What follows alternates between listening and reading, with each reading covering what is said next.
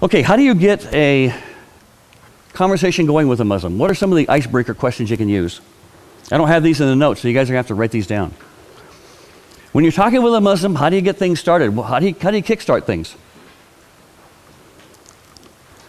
I like using what I call open-ended questions, non-confrontational questions.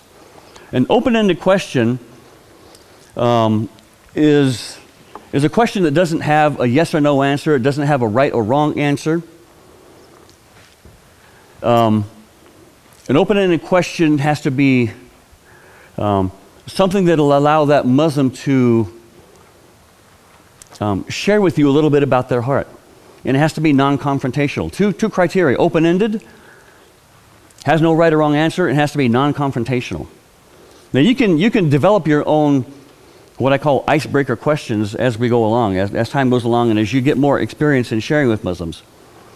But I'll share with you two that I have used and I have found to be successful. The first one is this one right here. What attracted you to Islam? Or why are you a Muslim? What is it that you find attractive about Islam?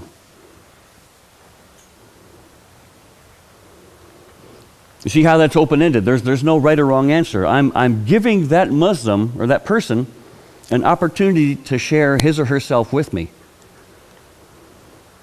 How did you come to become a Muslim? How did you come to be a Muslim? What is it about Islam that you find attractive? Why are you a Muslim rather than a Christian or a Buddhist or anything else?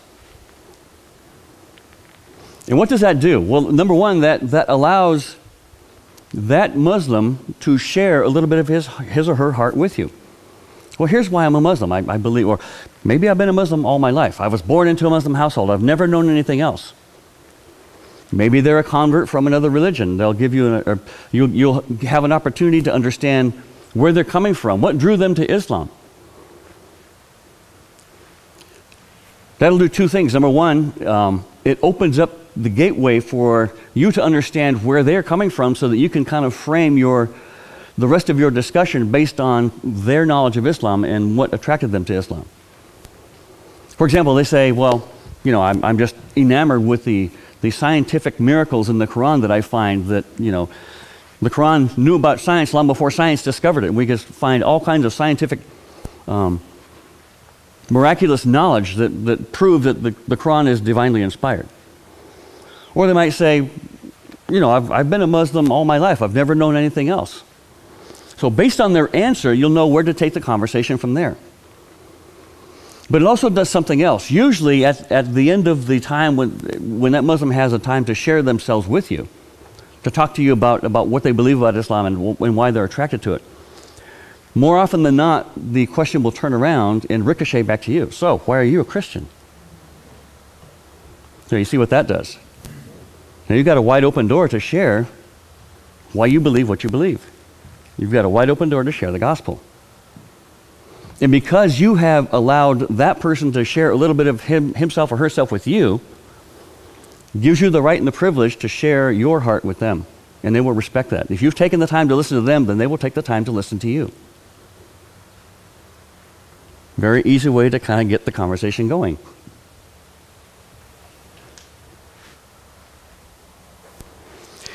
Here's another one that I use, and I've used this one quite often as well. What do you understand about what Christians believe? Or what misconceptions do you think Christians have about Islam? Either one of those two. We were in Kenya about a year and a half ago. Spent several weeks in Kenya with some missionary friends that are there in central Kenya, a city called Nyeri. And at the end of our time there, my friends set up an appointment for me to go to the largest mosque in that city and introduce my friend to the imam of that mosque. Now, I didn't know the imam, but my friend didn't want to go alone. He says, go with me and help me open the door with this imam. So we go to the mosque, we make an appointment, and at the prearranged time we go to the mosque, and this imam comes out and greets us and takes us into his office and sits us down, brings tea and cookies and breads and fruit and all kinds of, you'll find Muslims, they're very hospitable like this. And we sit down, and after some introductions with one another, after about 15 minutes of small talk, I used this question with the imam. I said,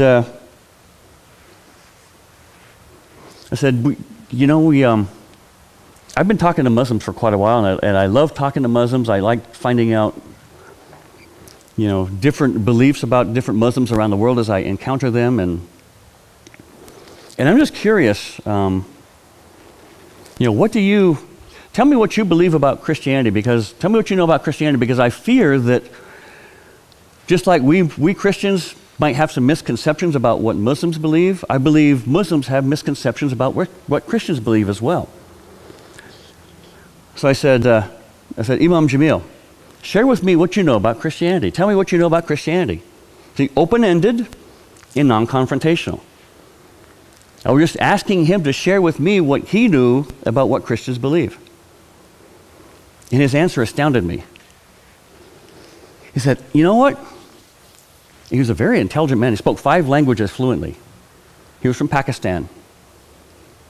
He was a missionary to Kenya from Pakistan. He says, I've been an imam in this mosque in Kenya for over 20 years. In the entire 20 years that I've been here, I've never had one Christian talk to me. You guys are the first Christians that have ever come to talk to me. He says, I don't know anything about what Christianity teaches. Tell me what you believe. I don't know anything about what Christianity believes.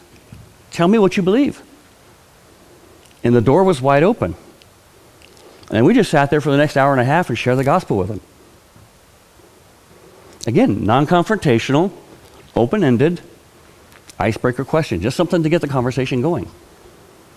And you can develop your own as you go on. As you start talking with Muslims, you'll get a sense of what you might use to help break the ice, as it were. Help get things kick-started, how to get the conversation rolling. So use these if they're helpful to you, or come up with your own, develop your own. But again, open-ended, non-confrontational.